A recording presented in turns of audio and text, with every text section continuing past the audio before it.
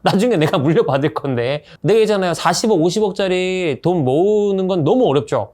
내가 1년에 연봉 1억이어도 40년, 50년을 모아야 되는 돈이잖아요. 1,000만 원만 주면 살 수 있어요. 40억, 50억짜리 집에.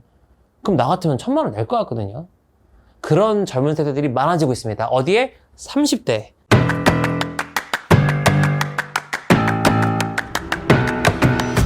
30대는 대한민국을 움직이는 허리죠.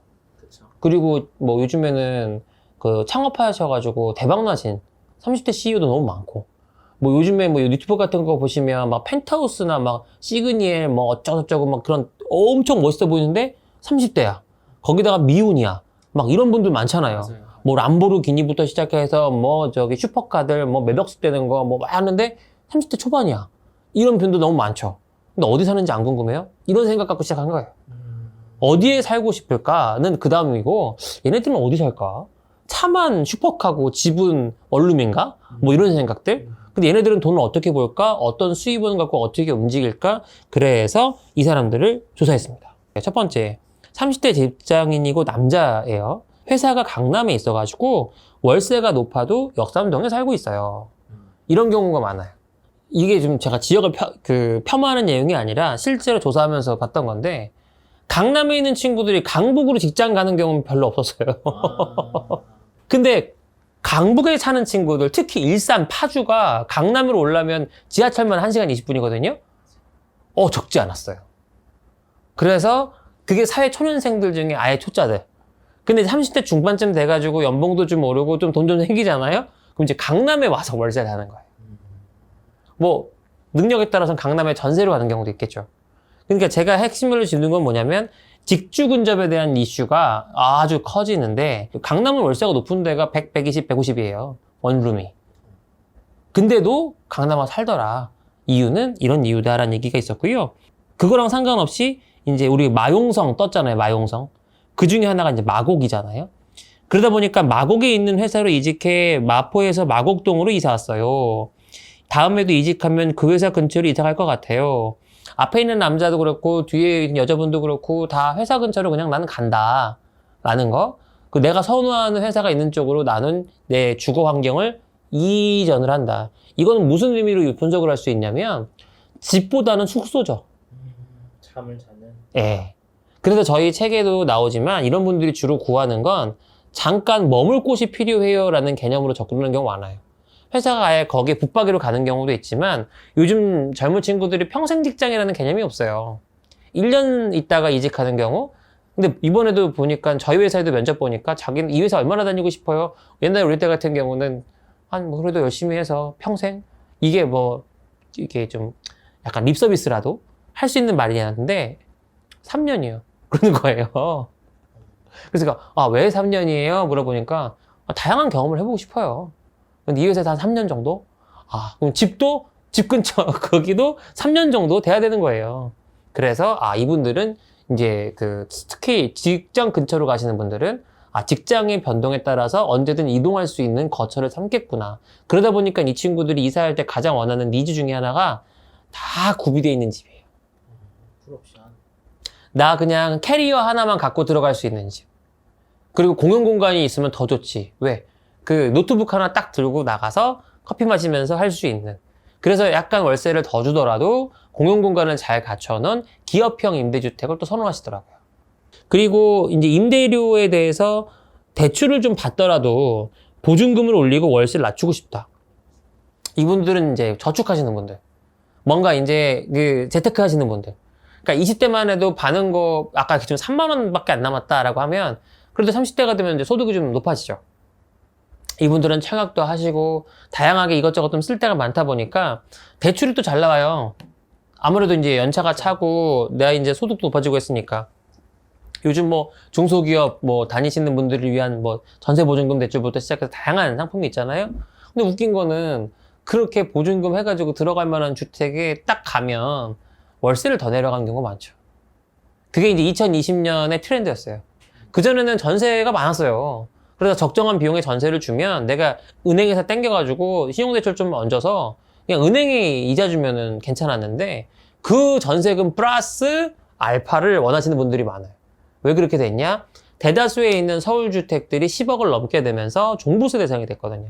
그러니까 세금에 대한 보유세의 증액이 결국 내가 돈 구할 때는, 그러니까 그분들이 왜 이걸 임차인한테 조금 영향을 주느냐를 봤더니 이분들이 수입이 없는 경우가 많아요. 그러니까 노후에 임대할 수 있는 주택 몇 개를 갖고 나 월급 받듯이 이 월급 받는 빌딩 주택 시다 막 이런 얘기 하는 것처럼 있었다라고 하면 그분들한테 세금을 그만큼 더 내라고 하니까 결국 전세로 줬던 거에 이제 반전세식으로 올리는 방법밖에 없는 거예요. 월세를 받는 거를 뭐 그만큼 더 주세요 하는 경우도 있긴 하겠지만. 그래서 아파트의 전세 물량이 많이 적어졌고 거의 없어진 반면에 반전세 물량이 폭증을 했죠. 그러니까 이 친구들이 또 그냥 뭐가 무너져요? 주거 부담비가 무너지는 거예요. 내가 이 주거 분담비가 주거에 대한 부담하는 그 비율이 20%를 넘으면 힘든데 20대도 30%가 넘었는데 생각해 보세요. 만약에 내가 100만 원, 150만 원 받을 때 30% 하고요. 200만 원, 300만 원, 400만 원 상황에 따라서 30%는 많이 다른 거 아니겠어요? 금액 차이가 많이 나. 그렇지 않아요? 예. 그게 이제 어떻게 보면 한 끗 차이인 것 같으나 20대와 30대는 이렇게 좀 느낌이 다르더라. 그리고 20대와 비교하면 차량 유지비, 저축, 보험, 지출이 늘어나니까 임대료에 대해 민감해질 수밖에 없다라는 얘기가 있어요. 근데 반대급부적으로 또 뭐가 있냐? 보상 심리가 또 있어요. 30대는. 20대 때 그렇게 어렵고 힘들고 살았어. 근데 30대가 됐는데 크게 달라지진 않았어.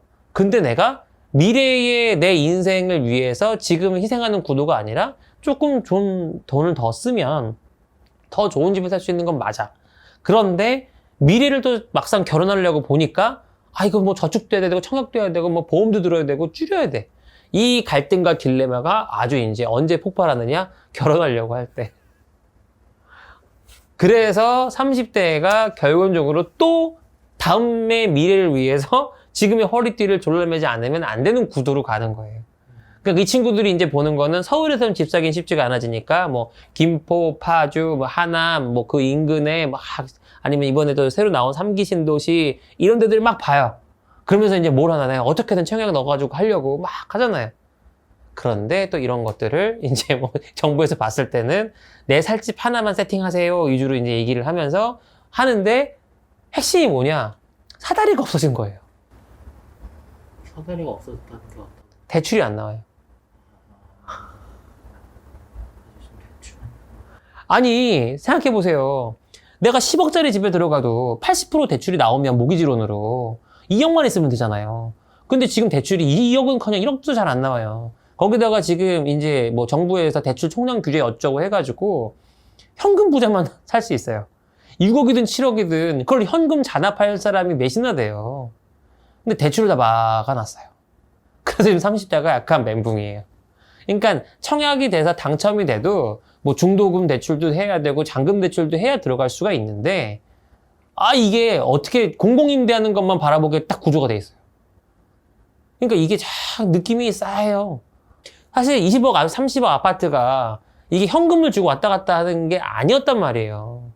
우리가 살고 있는 집은요, 현금 일부와 대출 이자 끼고 나라에 그 세금 내면서 운영형, 왜 운용 리스처럼 운용으로 갖고 있었다고. 근데 이걸 다 소유로 바꿔버린 거라.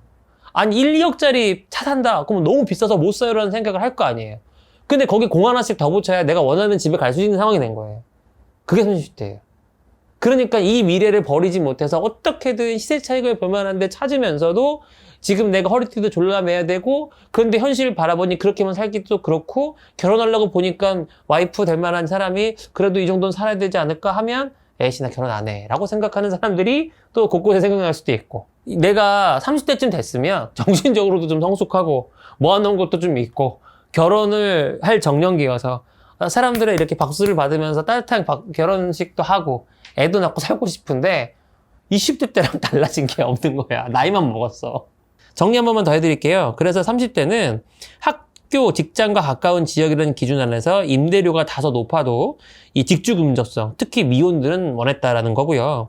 그 다음에 강남, 역삼, 마곡 등 업무지구 내 역세권은 선호하기 때문에 임대사업 하시려고 하는 분들은 이런 분들 대상으로는 좀 고가의 월세를 생각해 볼 수 있겠다, 상대적으로 생각이 들고 또 한 가지가 임대료를 낮추기 위해 저렴한 지역으로 이주하는 경우가 있어요. 그게 이제 광역버스 다니는 라인들.